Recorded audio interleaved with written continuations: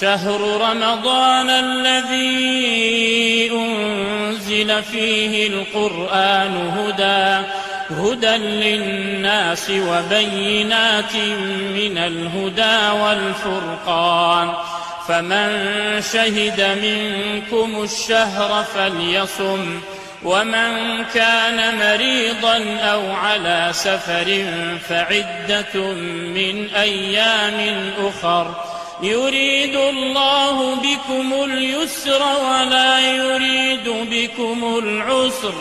ولتكملوا العدة ولتكبروا الله على ما هداكم ولعلكم.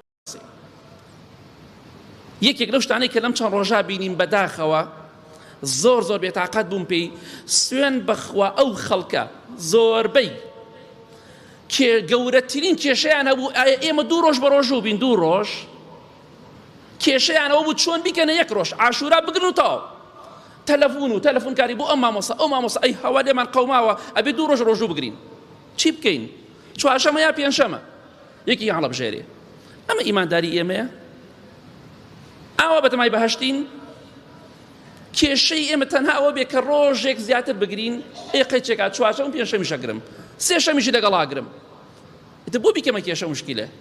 دڵنیا بە یەکی یانە خۆی دەرەچێ ئەوەکان باز زیادە بێ بۆ سونەتێ بۆم حساب کرێ خۆ گوناهبار نابم بۆ قیامەتم پێویستم پێیەتی